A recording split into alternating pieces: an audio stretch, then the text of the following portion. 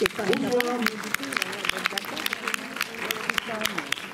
Il paraît que les salles de cinéma sont vides. Non, on ne va pas trop frimer, cela dit, on était très très rassurés de voir les chiffres du bilan annuel de 2021. Parce qu'en fait, ça va. Enfin, je veux dire, on est même un peu affolés de voir ça, parce qu'on avait vraiment peur en octobre-novembre, c'était très très bas, et on s'est dit plus personne ne veut venir en salle, c'est horrible, tout ça. On a eu la petite phase comme ça un peu dépressive, et puis en fait, non, c'est pas vrai. On est sur une baisse de 15% par rapport à 2019, qui était notre année record, et donc on est reparti sur les bases de 2018, ce qui est plutôt une très bonne année. Et donc oui, non, merci à vous, applaudissez-vous. Et maintenant, merci d'accueillir Robert Dévillon. Le plus fidèle des cinéastes que l'on peut voir avec quelque chose, quand même. Merci, bonsoir. Je dis juste un truc avant, je remercie Robert qui me dit les sérieux, c'est un rituel. C'est-à-dire que Robert ne fait plus en première à l'UGC Ciné-Stéléal, il est fait au Méliès de Montreuil, et ça mérite quand même quelques applaudissements. Et en général, il est en force. Et enfin, le grand jeu de mémoire, ça va être de citer tous les collaborateurs qui sont présents dans la salle, et on n'a pas fini. Ils sont nombreux. On va faire venir les filles d'abord. Lubec et Alice.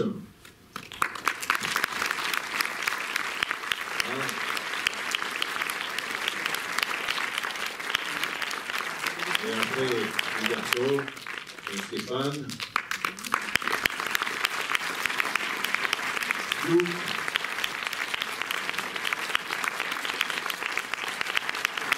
Ahmed,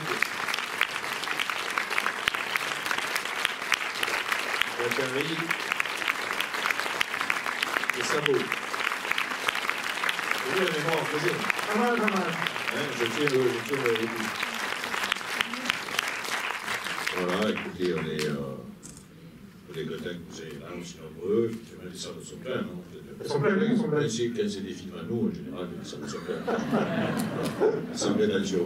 Et bon, j'espère que ça va continuer quelques jours, quelques semaines, et que tout le monde aura retrouvé le chemin des salles obscures, que les mauvaises habitudes n'ont pas été prises, de les laisser. Ça n'a rien de mieux que de voir le film dans une salle de ce type-là, avec d'autres personnes qui regardent avec vous, de manière collective. C'est un grand écran. Et voilà. Bonne soirée. À tout à l'heure. Je parle de 8h du matin, je vous en parlerai tout à l'heure. Et puis je ne parlerai pas tout seul tout à l'heure. Je dirai tous quelques mots pour m'aider. Voilà. À tout à l'heure. Merci, bonne production. À tout à l'heure pour la rencontre.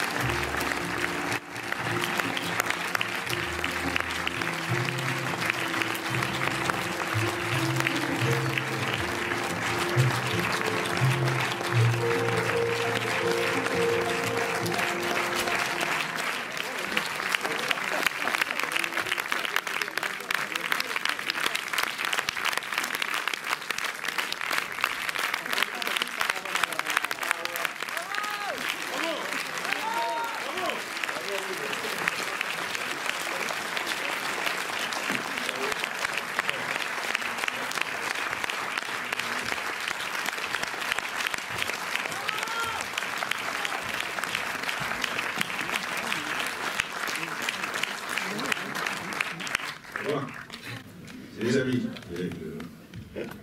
On s'appelle. Alors, je pose 3-4 questions, puis après on passe la parole à la salle pour qu'ils réagissent très vite au film. Et la première sera d'une banalité confondante, mais il faut quand même la poser. D'habitude, tu as quand même un territoire de cinéma très ancré, très déterminé, et là, tout à coup, tu vas faire un film en Afrique, où tu n'as jamais mis les pieds avant, je balance. Non, tout ça à cause, entre autres, de la Fondation Cartier. Oui. Raconte. Ils m'ont payé pour ça. Non. Ouais. Non. Il y avait eu cette exposition de Alexis Dibé, qui a eu lieu à la Fondation Cartier, il y a 5-6 ans, je ne me souviens plus exactement, que j'étais allé voir. C'est vrai que les photos de Alexis Dibé. 2017, donc 2017, ça, ouais. Et la façon dont il filmait essentiellement la jeunesse, en fait. et la jeunesse en train de s'amuser, en train de vivre, en train de rire, soit en train de danser dans les clubs, soit au bord de l'eau, en tout cas toujours, soit dans le studio d'ailleurs aussi, mais toujours avec beaucoup d'humour d'ailleurs, beaucoup de vitalité, une énorme vitalité, une immense vitalité. Les photos étaient tout à fait stupéfiantes, sidérantes, attirantes. Et donc on a cherché à... Je me suis du coup demandé, j'ai fouiné un peu, quoi. Je me suis demandé dans quelle période ça avait été fait exactement, ce qui s'est passé à ce moment-là, etc. Et on s'est aperçu en particulier avec un de mes associés, qui s'appelle Marc Bordure, qui avait d'ailleurs, qui s'est dit, mais il faudrait peut-être qu'on parle de cette période-là, parce que c'est la période des indépendances, de toutes les indépendances, ça je le savais, on le savait bien sûr, jusqu'à une petite idée de ça, donc les années 60, c'est le temps des indépendances, partout en Afrique de l'Ouest, mais pas qu'en Afrique de l'Ouest. Et il était allé un peu fouiner, et il me disait, mais peut-être qu'il faudrait faire un documentaire, en fait, une série, je sais pas, faire quelque chose avec cette affaire. Et bon, vu les photos, la jeunesse, l'histoire d'amour possible, la danse, la construction du socialisme, une voie spécifique pour un panafricanisme, etc., c'était pour toi. Oui. J'ai dit, c'est pour moi. J'ai dit à Marc, d'ailleurs, je me souviens très bien, on était au marché à Lyon, on a présenté, je crois, la villa. On devait présenter le soir la villa, on marchait dans les halles Bocuse. Voilà, on cherchait un peu à grignoter, c'était 11h du matin. Je lui dis, Banco, je dis, c'est effectivement pour moi. Je pense que ça l'a un peu sidéré lui aussi, moi j'ai dit ça. Il y a un proverbe africain qui dit, on prend des décisions et puis après on fait avec. Donc j'ai dit oui ce jour-là, puis après on s'est embarqué. Donc on a appelé Gilles Torah, on a appelé des conseillers historiques, on est parti dans tout ça, on s'est lancé dans cette histoire à corps perdu et à cœur perdu. Alors, puisqu'on a ça sous les yeux derrière, en fait, la constitution du couple, elle part d'une photo de Sidibé. Oui. Mais où, a priori, la vraie histoire, c'est que c'est un frère et une sœur qui figurent sur la photo, et que tu as transformé, et dont tu as raconté l'histoire à partir de ton désir de fiction, à partir de cette photo. Oui, il y avait ces photos, on l'avait déjà vu. Après, il y a un catalogue très beau, d'ailleurs, évidemment, l'expo n'existe plus. Il y a un catalogue très beau, si vous avez l'occasion de trouver le livre. Il y a cette photo superbe où le personnage, le jeune homme est que semblant. La jeune fille a une robe qui ressemble à celle que tu as, mais pas tout à fait. Et ils sont tous les deux en train de danser. On s'est dit, imaginons la vie de ces deux personnages-là. Donc on va raconter une histoire d'amour. Et cette histoire d'amour, il n'y a pas de film. Très peu de films, cette histoire d'amour, quasiment pas. Ça nous a effectivement inspiré. Après, ce n'était pas la réalité du tout, la réalité, c'est que d'ailleurs, c'est un frère et une sœur qui dansent le jour de Noël, etc. On a imaginé, ça nous a lancé en fait sur la construction de cette histoire d'amour. Et puis, on s'est dit que ce qui était beau dans ce mouvement, enfin, ce mouvement panafricain de ces années-là, c'est que le rapport à l'émancipation était un rapport, c'est transformer le monde, mais c'est aussi changer la vie, comme on disait dans les années 70, pour reprendre le mot d'ordre de Rimbaud. Hein. C'est-à-dire, il voulait aussi effectivement changer les mœurs, les idées, la morale, les rapports entre les hommes et les femmes, la condition de la femme, évidemment, etc. etc. Donc, évidemment, on a tout de penser écrire une histoire avec, très vite, histoire d'amour, mariage forcé, quelqu'un qui se révolte, voilà, qui retrouve le militaire, bon, voilà. Après,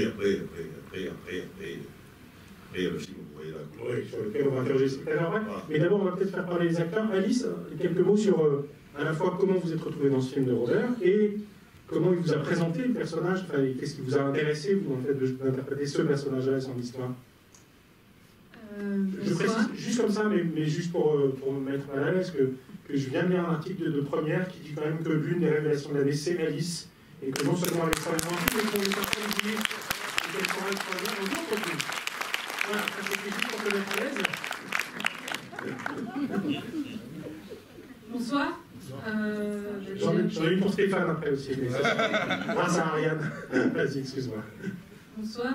Alors, je suis tombée sur le casting grâce à des anciens cours de théâtre que je faisais quand j'étais petite, quand j'avais 14 ans. Et voilà, j'ai passé les castings, puis les callbacks. Et un matin, vers 7h du matin, Robert m'appelle pour me dire qu'il voulait m'envoyer le scénario très très tôt. Voilà. Et... Les callbacks, c'est qu'elle te rappelle après que tu fais le premier passage. Tu peux le dire en français? On dit callback aussi. Je dis pas callback, je dis rappel au téléphone. Moi, le mec avait écrit callback. Et donc, du coup,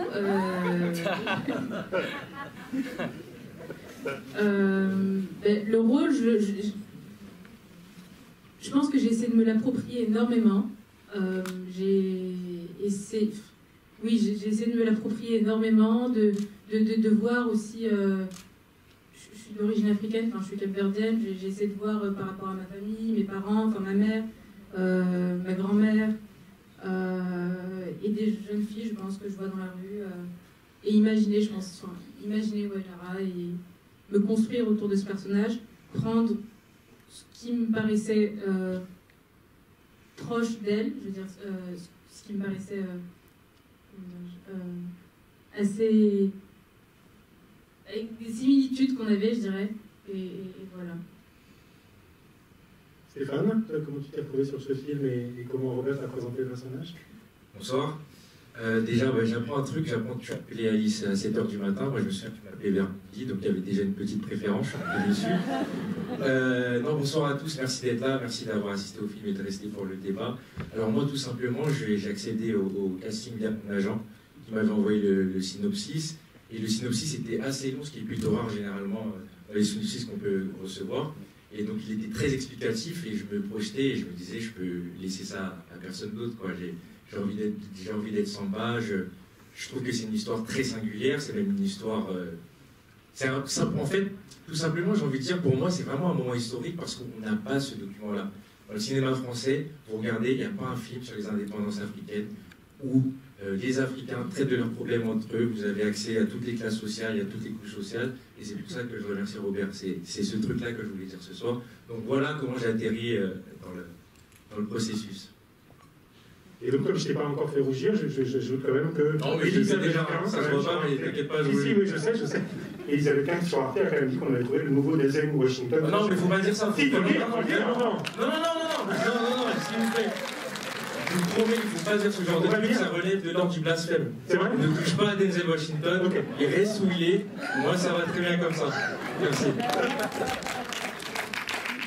Peut-être on va faire tourner la parole, et puis après on passera la parole à la salle. Peut-être Jacques-Harry, pour savoir comment vous vous êtes retrouvés les uns les autres. Et puis alors, oui, de quoi parlait le film pour vous par rapport à votre propre histoire familiale? Qu'est-ce qui résonnait par rapport à votre histoire, peut-être les uns les autre? Moi, déjà, je suis d'origine malienne. Du coup, faire un film qui parle de mon pays, bah, incroyable. C'est incroyable, non, c'est incroyable. Et moi, il m'a appelé à 9h. Donc, je suis entre les deux, je sais pas s'il va bien le moins. Stéphane, désolé, vraiment. C'est ton dernier débat. Non, mais en tout cas, c'était une sacrée aventure. Merci encore, Robert.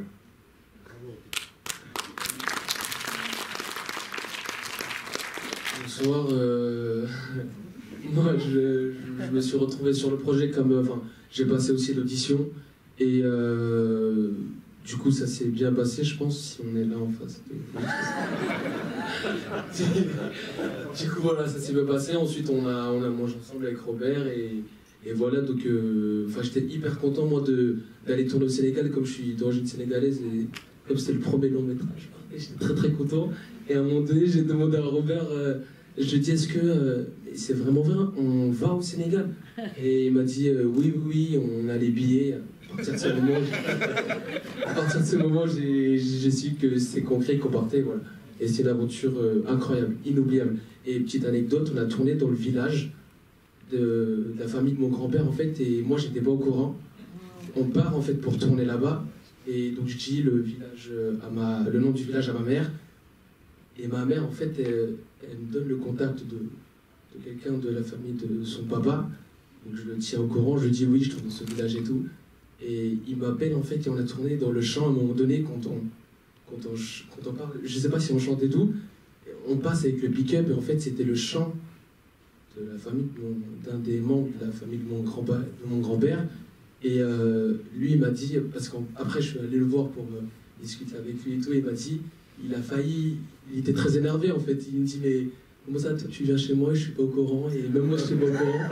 Et du coup c'était, voilà, petite anecdote, mais c'était incroyable, incroyable. Et merci Robert, merci à toute l'équipe, c'était incroyable comme aventure. Après le chant, la danse alors. Oui, vous pouvez l'applaudir.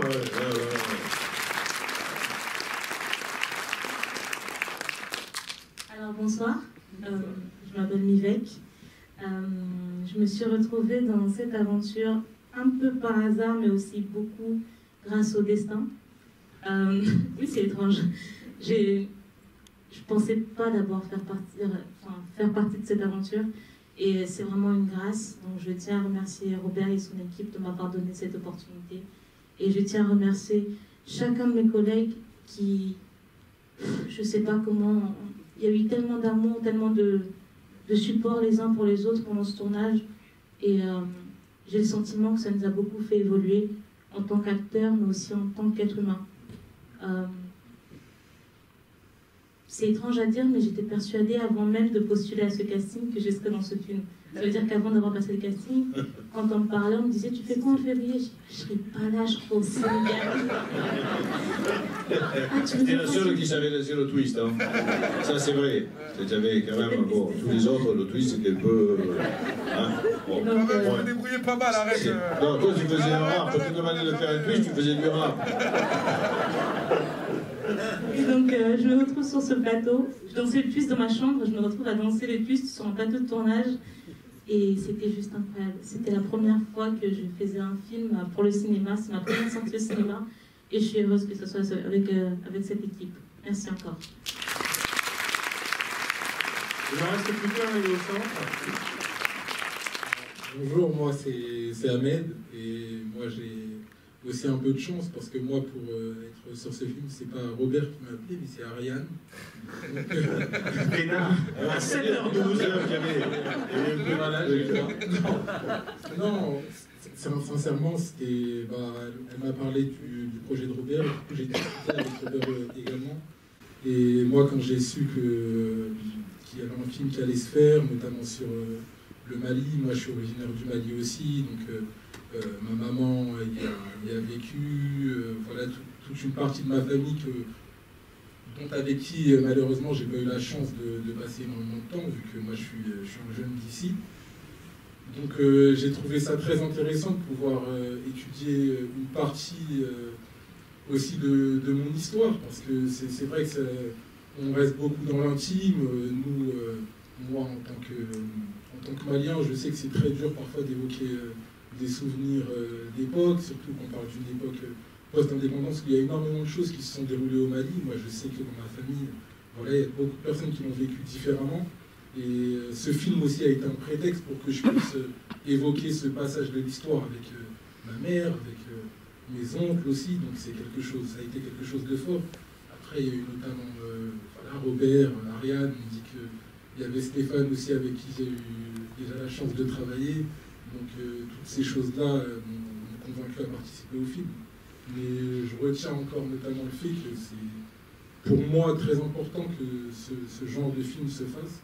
Et vraiment aujourd'hui, toute l'équipe ici, on est extrêmement fiers d'avoir participé, non pas seulement en tant qu'acteur, mais parce que c'est très important pour nous. Et le fait de nous voir ici présents, je pense que si Robert ne l'avait pas fait, ça n'aurait pas été possible. Donc vraiment un grand merci à Robert. Et on mesure nous la chance qu'on a de vous avoir tous. Robert ? Ahmed et Stéphane, ils avaient joué le film avec Ariane, Les Héritiers. Bon, pour ceux qui l'ont vu. D'où le coup de fil d'Ariane. Et voilà. On comprend tout maintenant. Peut-être une dernière question, Robert, avant de passer à la salle. Ouais. Je me suis dit, Stéphane, il avait quand même appelé Ariane avant pour savoir où ça allait. Ah oui, voilà. Qui lui disait, c'est bien barré, ça va aller. Donc. Peut-être une dernière question avant de passer à la salle. Évidemment, c'est un film sur la naissance et l'étouffement d'une utopie. On voit à la fois la fièvre révolutionnaire et en même temps les contradictions dans lesquelles elle est prise. Et du coup, la force du film, elle est dans cette espèce de mouvement d'ensemble pour déconstruire cette espèce de moment historique prodigieux et par ailleurs de faire résonner cet espoir politique avec une fièvre des corps, j'allais dire, par le biais de cette musique qui précisément s'oppose à un schéma d'opposition classique entre le corps et l'esprit. Et le film essaye de montrer que la jouissance du corps correspond aussi à une espèce de fièvre politique. Est-ce que ça, c'était des idées qui étaient vraiment directrices dans l'écriture générale du récit? Absolument. J'ai toujours pensé qu'en fait, les choses sont dans cette deuxième partie du siècle précédent, je veux dire, singulièrement inversées, quoi. Le socialisme qui était censé être la liberté et la libération s'est transformé s'est transformé en oppression, alors que, évidemment, pour moi, c'était le capitalisme l'oppression. Voilà. Donc c'est vrai qu'il y a eu quelque chose, je pense que le mouvement ouvrier a raté le twist. Comme le dit un peu le personnage, effectivement, a raté le twist, le rock'n'roll, le divertissement, la joie, les costumes, etc., etc. Il y a quelque chose qui a à voir avec, au fond, je crois que, et je ne veux pas être trop sérieux, mais un peu quand même, je crois que le mouvement socialiste, le mouvement ouvrier a travaillé uniquement sur l'émancipation au niveau de l'économie, au niveau du travail, au niveau de l'exploitation. Or, l'émancipation, il faut la travailler sur toutes ses formes. Voilà. Et donc, il y a eu une négligence de choses comme ça, qui sont de l'ordre de la morale, des mœurs, qui apparaissent comme, qui sont apparues longtemps comme secondaires, qui en fait sont secondes et pas secondaires. Donc, il faut se préoccuper en même temps que des conditions économiques, de vie et de survie. Et ça, je crois que c'est une des grandes erreurs qui explique encore aujourd'hui peut-être la faillite d'une certaine idée du monde. Il faut revenir là-dessus, parce que je crois qu'on a tous besoin de se poser des questions sur l'émancipation aujourd'hui. On a besoin de s'en poser ici des questions, on a besoin de s'en poser en Afrique, on a besoin de s'en poser dans le monde entier. Donc ça me permettait quand même de parler de manière universelle, parce qu'évidemment je parle de l'Afrique, mais si j'ose dire, j'universalise l'Afrique.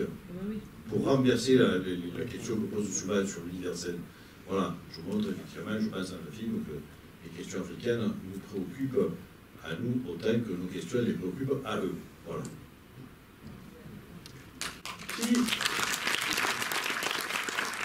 Qui pose la première question ou formule la première réaction? Ouais. Bonsoir à vous tous. Félicitations pour la réalisation de ce film. Moi, j'ai juste une petite question, parce que moi-même, je suis originaire du Mali, et effectivement, le titre est assez évocateur, Tout ça Bamako. Le film a été tourné au Sénégal. J'imagine que c'était pour des raisons de sécurité, c'est bien ça? Bien sûr, bien sûr, bien sûr. D'accord. On a su très vite, on ne pouvait pas tourner au Mali, tout de suite, dès le projet. Là, vous avez quand même fait véhiculer la joie de vivre au Mali, qui existe au Mali et au Sénégal, et je vous en remercie beaucoup. Et je me suis beaucoup amusé à regarder le film. Merci à vous. Et c'est vrai que tous les pays, on n'a pas eu trop de difficultés à reconstituer, c'est vrai, pas trop de difficultés, beaucoup de stades de repérage, parce que quand même il a fallu tourner dans 3 villes différentes, dans 5 villages différents, pour retrouver, en particulier, quand on est allé à Bodor, au nord du Sénégal, vraiment à la frontière avec la Mauritanie, pour retrouver certaines couleurs du Mali. Enfin, mais c'est vrai que c'est quand même des pays extrêmement proches. Alors bonsoir, je tenais d'abord à féliciter ce panel d'acteurs. Vous avez magnifiquement joué. Après, je ne suis pas professionnelle de l'audiovisuel, mais je me suis régalée. Je me suis régalée en regardant votre film. Déjà en regardant la bande-annonce, je me suis dit, il faut absolument que tu ailles le voir. Et maintenant que je l'ai vu, j'envoie des messages à tout le monde. Pour leur dire, allez-y. Au-delà de cette fraîcheur et de cette justesse au niveau du jeu, moi, ce qui m'intéresse et ce que j'ai envie de véhiculer autour de moi, c'est qu'à partir de votre film, eh ben, on va pouvoir parler justement de cette période. Et ce regard croisé dont vous parliez, cet universalisme dont vous parliez entre l'Europe et l'Afrique, et j'ai envie de dire cet espace mondialisé, eh ben, ça va nous permettre en fait d'aborder toutes ces questions-là, ces questions post-coloniales, mais aussi ces questions coloniales. Parce qu'il y a énormément de clins d'œil. Dans les textes également, il y a des choses qui sont très évocatrices et profondes. Et pour rejoindre Ahmed, je crois, le grand c'est Ahmed? Oui. Pour rejoindre Ahmed, je suis aussi d'origine malienne. Et ça va aussi me permettre d'aborder ces questions-là, parce que ce sont des questions très passionnées en fait. Quand on en parle en famille, c'est toujours un regard très subjectif. Et là, je pense qu'à partir de votre film, on va pouvoir aborder ces questions-là d'une manière un peu plus globale. Moi, je suis venue avec mes 2 enfants. Ils ont commenté pendant le film, j'espère, sans avoir trop dérangé les voisins. Et je pense qu'on va encore commenter pendant longtemps à la maison parce qu'il est vraiment génial, votre film est vraiment bravo. Bravo. Merci. Vous avez salué la bande-annonce aussi, c'est le moment de saluer la présence du distributeur Didier Lacour de Diafana, grâce à qui on a organisé la projection. Et à ses côtés, l'artiste Goldman d'Agatine, co-producteur du film. Une autre question ou réaction? Oui. Je suis très touchée du film, je l'ai vu parce que Stéphane m'a invité. Et je m'appelle Kumba Sissoko. Et en fait, dans le film, à un moment donné, on évoque Philippe Abou Sissoko, qui est mon arrière-grand-père. Waouh! Je ne savais même pas. Donc, du coup, je me suis retrouvée un peu scotchée là. Et ce qui me fait plaisir, en fait, c'est dans ma famille, ça fait des années qu'on essaie de retracer en fait l'histoire de mon grand-père via mon père et mon arrière-grand-père du coup, via mon père et mon grand-père. Et là, en fait, c'est comme si je suis émue même. C'est comme si en fait, on voit en fait tout ce qui s'est passé et tout ce qu'il a traversé. Et en l'occurrence, lui s'est fait assassiner en fait dans le désert de Kidal. Je crois que c'était en 65. Donc je suis émue et merci Stéphane de m'avoir invité, c'est un truc de ouf. Je suis super émue, je suis contente vraiment pour répondre. Bonsoir. Moi je suis une amie de Kumba et en fait quand elle m'a dit viens, on va à l'avant-première du film Twist à Bamako, je lui ai dit non. Parce que, en fait, le titre, pour moi, il n'était pas possible. Tout simplement parce que c'est des clichés qu'on voit actuellement, justement, dans le cinéma français. Et je me suis dit, qu'est-ce qu'ils vont faire? Pourtant, je suis d'origine sénégalaise, hein, rien à voir. Mais je me suis dit, Twist à Bamako, qu'est-ce qu'ils vont pouvoir nous faire encore sur l'Afrique? Et je ne regrette pas d'être venue. Oui, il va mal ce titre. Eh ben, oui, mais... Moi qui aime le film, moi qui aime les films vraiment français, je me retrouve pas dans les films actuels et je me suis dit on va encore faire des clichés sur l'Afrique. Et en fait, pas du tout. Je me suis dit le film il est juste magnifique. Donc merci beaucoup. Merci d'avoir fait ce casting de dingue, de montrer cette jeunesse aussi française, d'acteurs français issus de la diversité qu'on ne voit aussi pas dans les films français. Donc, merci vraiment.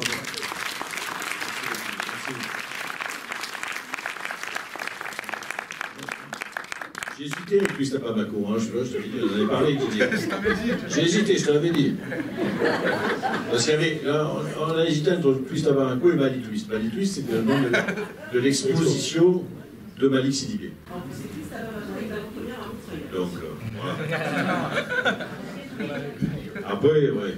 On s'est dit que Twist à Bamako, bon, on a été présomptueux, enfin, on pensait que comme c'était un film signé par moi, on penserait que c'était pas un film comme les autres. Vous voyez, on a été présomptueux. Il faut se méfier, la prochaine fois, on va rien faire. J'ajoute une chose sur les acteurs de la diversité. Il y a un cinéaste chez qui c'est un vrai geste politique, c'est Jacques Audiard, notamment dans les Olympiades. Et je rappelle qu'il films, oui. Voilà, et il vient donc un jour pour le présenter. Il a fait très peu de débats en France, parce qu'il était aux États-Unis, en Amérique du Sud, pour préparer son prochain film au moment où son film est sorti. Et il a accepté de venir pendant le festival Télérama au Méliès de Montreuil par fidélité. Et on est évidemment très content qu'il soit de nouveau chez nous dans 15 jours. Très beau film, je vous recommande. Par ailleurs. Bonsoir à tous, merci beaucoup pour ce moment magique. Marc, je te remercie, c'est magique. En fait, je suis très émue parce que moi je suis originaire du Mali et du Sénégal. Et ça fait 22 ans que je ne suis pas retournée au Mali. Et là, le 1er février, j'y retourne. Ce matin, je suis allée chercher mon visa. En voyant le drapeau malien, j'étais très émue. Et de voir ce film magnifique, merci beaucoup, monsieur Robert.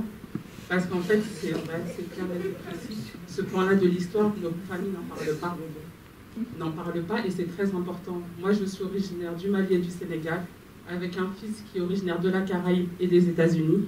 Et je suis fière que ce film existe, parce que je pourrais lui parler aussi d'une partie de mes origines.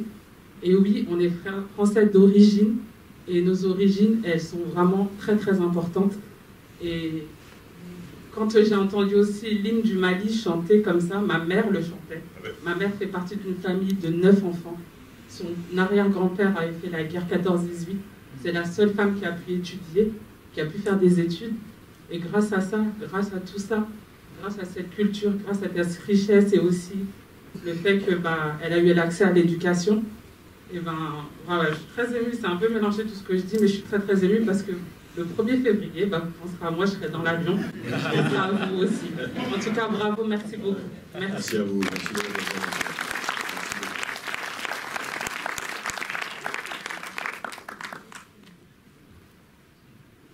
Bonsoir, merci, je vous remercie beaucoup pour ce film.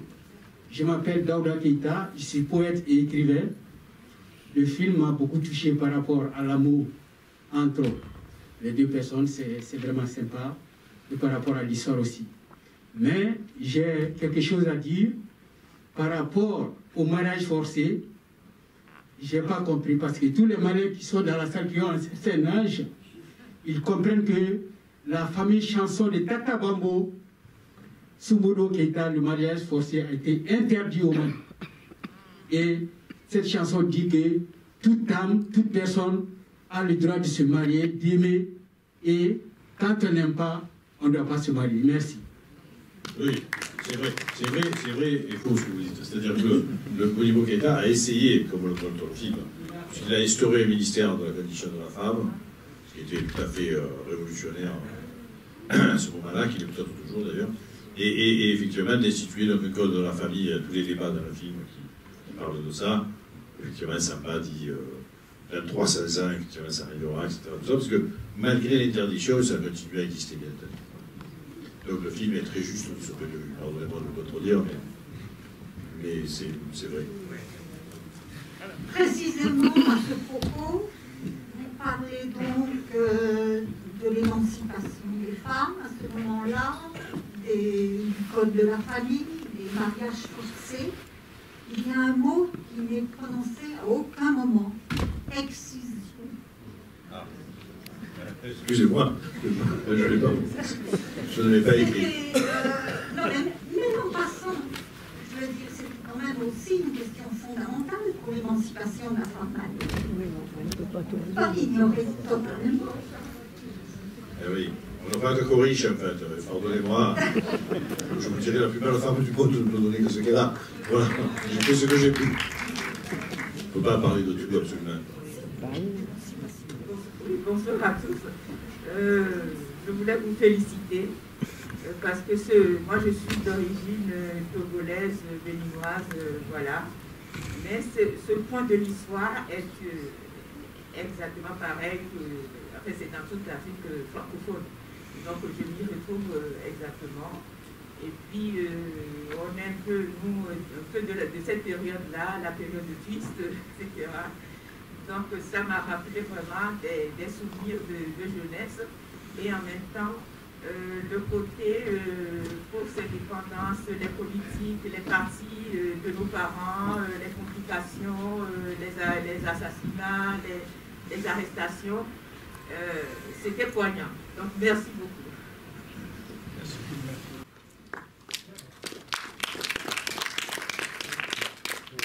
Alors bonjour.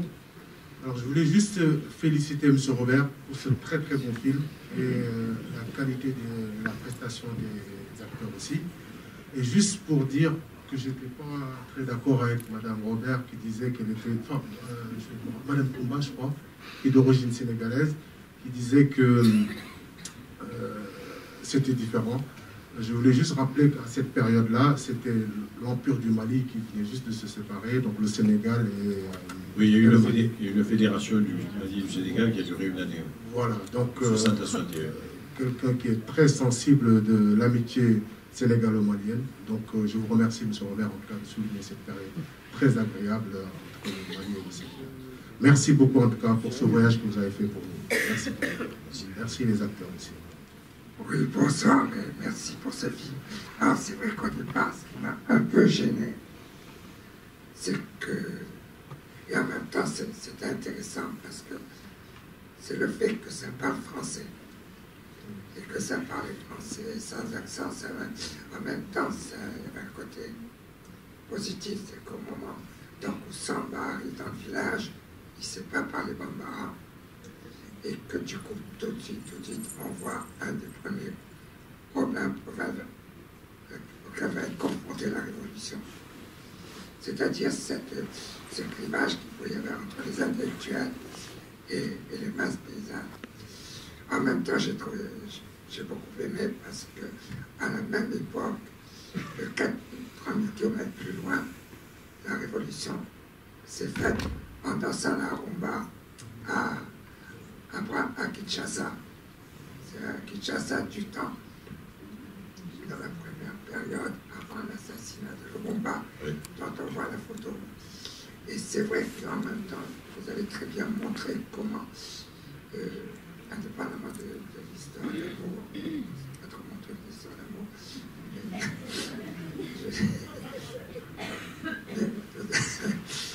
vous avez très bien montré comment, que ce soit au Mali, que ce soit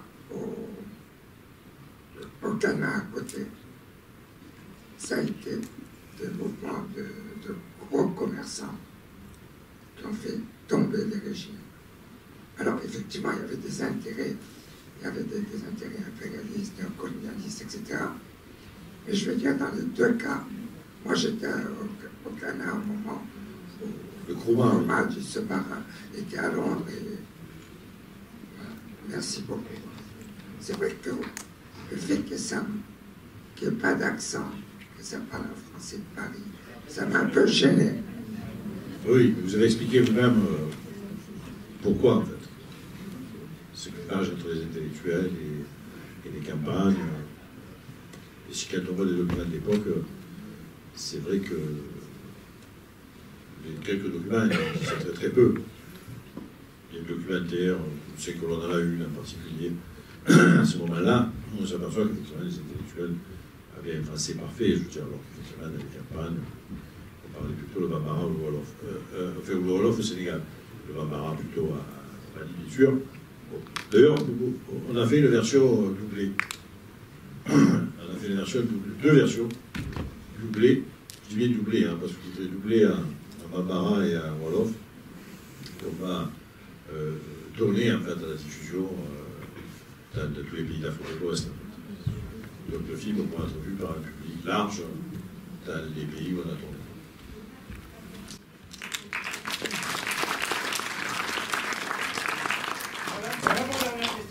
Alors moi j'ai été particulièrement touchée, émue par la fin du film, avec cette idée de revoir cette jeune fille 50 ans plus tard, dans un pays qui a profondément changé, où on voit des vêtements de femmes qui ne sont pas du tout les mêmes qu'en 62, enfin, tout au moins celles qu'on voyait là, où on aperçoit l'armée derrière. Et je voulais savoir si c'était possible, peut-être pas tous, mais ce que les jeunes pensent de ce qu'est devenu le Mali actuellement. C'est peut-être un petit peu gonflé comme question. Je pense qu'ils préfèrent le Mali qu'elle est dans le film. Mais bon, évidemment, vous voyez, c'est un peu. Enfin, je sais pas.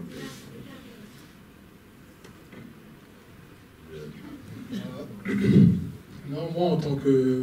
Comme je dis, je suis.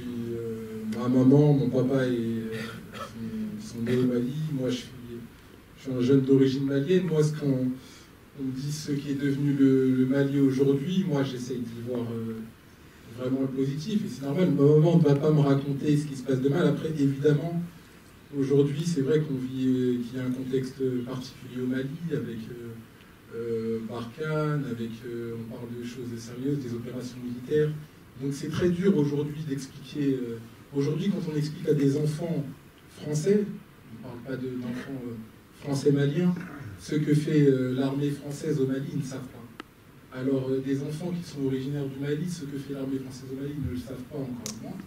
Nous, on ne se concentre vraiment pas sur ça, on se concentre vraiment sur l'évolution même du pays. Moi, je vois des petits cousins à moi qui accèdent de plus en plus facilement à des grandes études, avec des carrières brillantes, qui ont des projets d'avenir au Mali. Je vois un pays qui se développe de plus en plus. Je vois des grands réalisateurs comme Robert Guédiguian qui s'intéressent au Mali aussi, qui permettent au Mali d'exister dans le paysage audiovisuel français.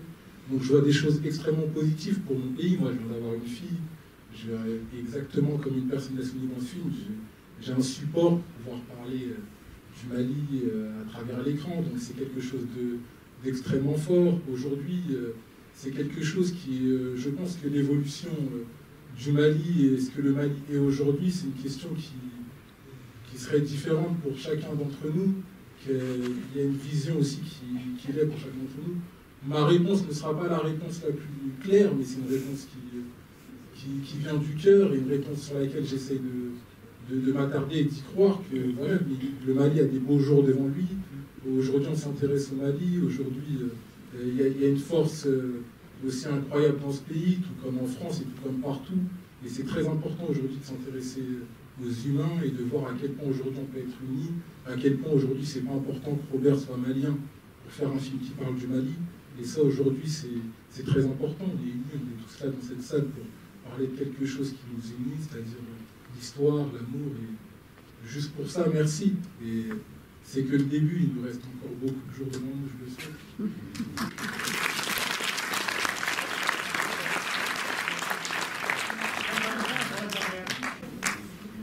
Je ne sais pas ce que je vais pouvoir sortir, mais ce film m'a effectivement beaucoup ému.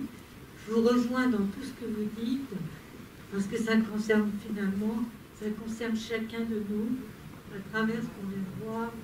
Il y a cette notion effectivement de regarder l'autre, de se regarder aussi soi-même. Il y a une histoire d'universalité dans ce film qui m'intéresse et ça nous permet aussi d'ouvrir les yeux sur notre propre histoire. Et merci infiniment.